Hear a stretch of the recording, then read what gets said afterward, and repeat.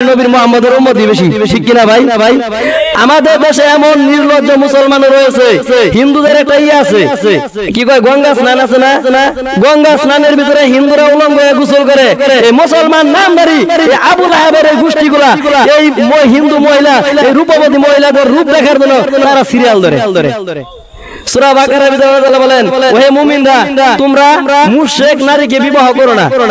যারা মুশরিক শিরক করে এরকম নারী তোমরা বিবাহ করো না। যদিও তারা লাবণ্যময়ী হয়, যদিও তারা সুদর্শী হয়, সুহাসিনী হয়, তাদেরকে তোমরা বিবাহ করো না। তোমরা আল্লাহওয়ালা একজন আবেদা কালো হোক, কালো মেয়েকে তোমরা বিবাহ করো। তাহলে কত বড় গুরুত্ব ইমানের।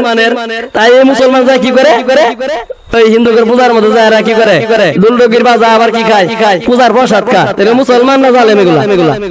আল্লাহ তাআলা বলেন, ইয়া আইয়ুহাল্লাযিনা আমানু হে ঈমানদারগণ, লা তাত্তাখিযুল ইয়াহুদা ওয়ান নাসারা আউলিয়া বা'দুহুম আউলিয়া বা'দিন ওয়া মান ইয়াতাওয়াল্লাহু মিনকুম ফাইন্নাহু মিনহুম। ওহে মুসলমান জাতি, তোমরা ইহুদি এবং খ্রিস্টানদেরকে বন্ধুরূপে গ্রহণ করো না। যদি তোমাদের মতো কোনো ব্যক্তি ইহুদি এবং খ্রিস্টানদেরকে বন্ধুরূপে গ্রহণ করে, ফাইন্নাহু মিনহুম, সে তাদেরই অন্তর্ভুক্ত। বিশ্বনবী সাল্লাল্লাহু আলাইহি ওয়াসাল্লাম সুনানে তিরমিজি, সুনানে ইবনে মাজাহ, সুনানে আবু দাউদ, সুনানে নাসাই, এই প্রত্যেকটা হাদিসের গ্রন্থে হাদিসে উল্লেখ করেছে। ওয়া আন আব্দুল্লাহ ইবনে ওমর রাদিয়াল্লাহু তাআলা قال আব্দুল্লাহ ইবনে ওমর থেকে বর্ণিত, قال রাসূলুল্লাহ সাল্লাল্লাহু আলাইহি ওয়াসাল্লাম, আল্লাহ রাসূল বলেন, মান তাশাব্বাহা বিকওমিন ফাহুয়া মিনহুম।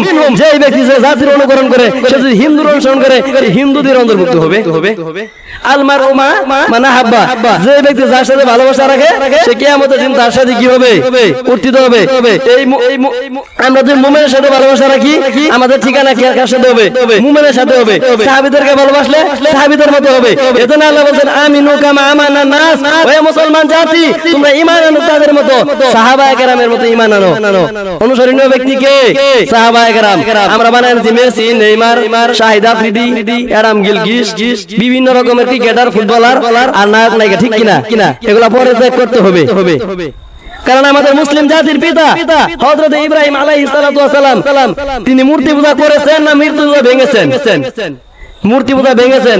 যখন ইব্রাহিম আলাইহিস সালাম পূজার মণ্ডপে গেলেন, সূরা আম্বিয়ার ভিতরে আছে, পূজা মণ্ডপে যায় পূজার সামনে কি সুন্দর সুন্দর প্রাসাদ, খাবার কি সুন্দর সুন্দর। আবার আমার এই বক্তব্যটা সাম্প্রদায়িক দাঙ্গা বলবেন না। আমাদের মুসলমানদের ইসলামের জন্য বলতেছি, হিন্দু ভাইরা লাকুম দিনুকুম ওয়ালিয়া দিন, আপনারা আপনাদের দিন পালন করেন, আমরা আমাদের দিন পালন করতেছি। এটা উস্কানিমূলক কথা না। আমাদের মুসলমানদেরকে আমরা সচেতন করার জন্য এগুলো বলতেছি। বাংলাদেশ সংবিধানে বলা হয়েছে, বাংলাদেশ সংবিধানও আছে যে প্রত্যেক ধর্মের লোক নিজ নিজ ধর্ম প্রচার এবং প্রসার করার অধিকার রাখিবে। প্রচার এবং প্রসার করার অধিকার রাখিবে। আমি সংবিধান মোতাবেকই বলছি যে এটা আমাদের ধর্ম, ইসলাম ধর্ম। আমাদের ভাইদেরকে সচেতন করা আমাদের দায়িত্ব কিনা ভাই? ওনারা ওনাদের দায়িত্ব পালন করুক, আমাদের দায়িত্ব আমরা পালন করবো। ওনাদের সামনে আমাদের কোনো বিরোধ নাই। আমরা প্রয়োজনে মুসলমান জাতি ওরা যদি এগুলো করে আমরা এখন দাঙ্গা হাঙ্গামা করবো না, আমরা নিজেরা সচেতন হবো, ঠিক কিনা ভাই?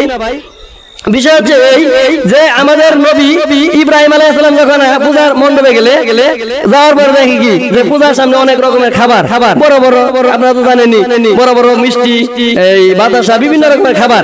তখন ইব্রাহিম আলাইহিস সালাম বলতেছে, মূর্তি তোমার সামনে এত খাবার, আলা তাকুলুন, খাও না কেন? বড় খা, এত খাবার হয়েছে, খা, এত খাবার খাস না কে? মালাকুম লা তানতিকুন, খাও না, কথাও কও না, তুমি কেমন মূর্তি? খাও। তো আনাজন খায় না, তখন ইব্রাহিম রাগ উঠছে, দরবাম বিল ইয়ামিন, বাম হাতে দিছে একটা থাপ্পড়, বাম হাতে একটা থাপ্পড় দিছে। থাপ্পড় দিলে কি মূর্তি ব্যথা পায় না মানুষ ব্যথা ভাই? মানুষ ব্যথা ভাই।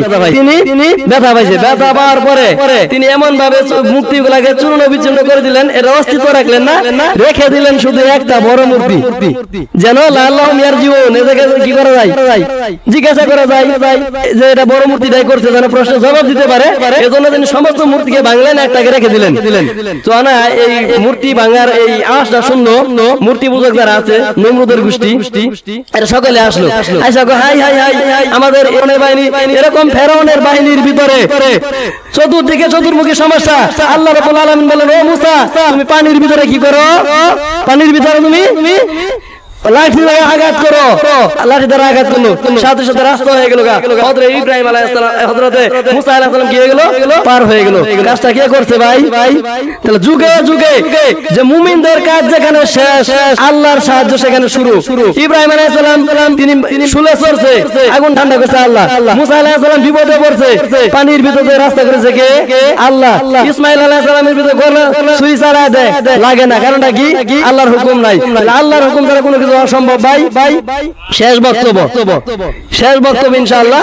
হযরত ইউসুফ আলাইহিস সালামকে জুলাইখা কি করলো? একটা ঘরের ভিতরে বন্দী করলো, 7টা দরজা তালা দিছে। তালা দিয়া ইউসুফকে বলতেছে, হাই ইউসুফ, হাই তালাক। ওই ইউসুফ আমার কাছে আসো, আমাকে বুক করো, আমাকে বুক করো। তো না ইউসুফ আলাইহিস সালামকে বসে তাসবিহ টিপছে না ইল্লাল্লাহ জিকির করছে? তিনি তাসবিহ টিকে নাই, টিপে নাই, ইল্লাল্লাহ জিকিরও করে নাই। হযরত ইউসুফ আলাইহিস সালাম চিন্তা করলেন যে আজকে আমাকে জুলাইখা অপকর্মের জন্য দাওয়াত দিচ্ছে, জুলাইখা অপকর্মের জন্য দাওয়াত দিচ্ছে। জুলাইখা আবার 7টা দরজা কি করছে? বান্দার 7টা দরজা দিয়ে লক করে রাখছে। এখন আমার কি করণীয়? এখন ইউসুফ আলাইহিস সালাম এমন জোরে একটা দৌড় মারলেন, আল্লাহ রাব্বুল আলামিন 7টা দরজা খুলে দিলেন।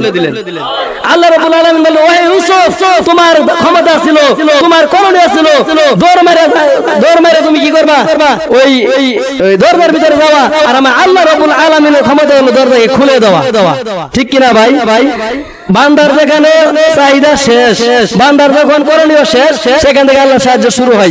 এজন্য আল্লাহ তাআলা বলেন, কাম মিন ফিয়াতিন কালিলাতিন গালাবাত ফিয়াতান কাসীরাতান বিইজনিল্লাহ। আল্লাহ রাব্বুল আলামিন কত ক্ষুদ্র ক্ষুদ্র বাহিনীকে বিশাল বিশাল বাহিনীর বিরুদ্ধে বিজয় দান করেছেন বিইজনিল্লাহ, আল্লাহ তাআলার নির্দেশে। তাহলে বিজয় দেওয়ার মালিক কে? আল্লাহ। ঠিক কিনা ভাই? সংখ্যায় কত এরকম না। আমরা যদি মুসলমান জাতি এখনো সোচ্চার হতে পারি, এখনো যদি সোচ্চার হতে পারি, এই বাংলার জমিনে কোরআনের বিধান দ্বারা চলবে না। আজকে বাংলার জমিনে লক্ষ লক্ষ আলেমের দিন নির্যাতিত হচ্ছে, নিপীড়িত হচ্ছে।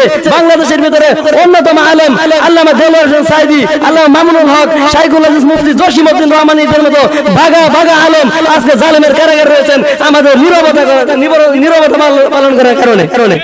আমরা যদি হুঙ্কার দিতে পারতাম, আমরা যদি ঈমানকে মূল্যায়ন করতে পারতাম, তাহলে আমাদের বাংলার জমিনে কোরআন চলতো, সংবিধান চলতো, ইসলাম চলতো, অন্য কোনো দিন ধর্ম চলতে পারতো না। তাহলে আমাদের সংশোধন হতে হবে। ঠিক কিনা ভাই? নামাজ পড়ে না, নামাজ ছাইরা ঈমান আনে না, ঈমান নাই না। তাহলে ঈমান আনয়ন করতে হবে, সালাত পড়তে হবে, এবং কি করতে হবে?